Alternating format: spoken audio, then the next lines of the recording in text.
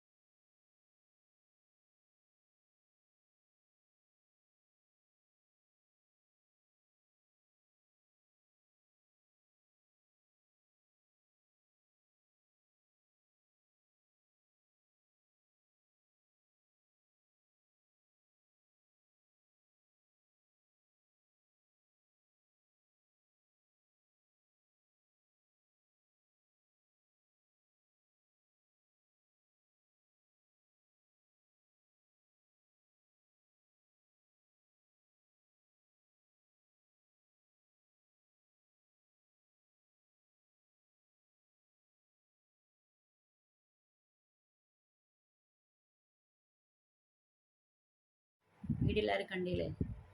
ആദ്യമേ ഞാൻ പറയണേ, ഏത് സ്കൂളാണോ ഏത് അധ്യാപകരാണോ എനിക്കറിയില്ല. ഒരിക്കൽ ആദ്യം ബിഗ് സല്യൂട്ട്. ഇതിലും നല്ലൊരു മെസ്സേജാണ് കുട്ടികളെ മുന്നിലേക്ക് ഒരു എത്തിച്ചു കൊടുത്തത്. ഭക്ഷണം കഴിക്കുമ്പോഴും ഫോണ്, അത് കഴിഞ്ഞാലും ഫോൺ നോക്കി നോക്കി ആ കുട്ടിക്ക് കണ്ണ് കാണാൻ പറ്റാത്ത അവസ്ഥയിലായി. അത് കണ്ട് കുട്ടികളെല്ലാവരും ഫോൺ വേണ്ടാന്ന് പറയുന്ന അവസ്ഥയിലേക്ക് അവർ എത്തി. എനിക്ക് പറയാനുള്ളത് വെച്ചാൽ, നമ്മളെ രക്ഷിതാക്കൾ തന്നെയാണ് കുട്ടികളെ കേടാക്കുന്നത്. നമ്മളെ വീട്ടിലത്തെ ജോലി കഴിഞ്ഞില്ലെങ്കിലോ അല്ലെങ്കിൽ ഒരു ഭക്ഷണം കഴിച്ചില്ലെങ്കിലോ നമ്മൾ വാശിക്ക് വേഗം കൊടുക്കുന്നത് ഫോണാണ്. അപ്പോൾ നമ്മളെ ജോലിയും കഴിയും, ഓരോ കരച്ചിലും നിൽക്കുക വെച്ചിട്ട് നമ്മൾ വേഗം ഫോൺ എടുത്ത് കൊടുക്കണം. അതുപോലെ അഡിക്റ്റ് ആയിട്ടുള്ള എത്രയോ കുട്ടികളുണ്ട്.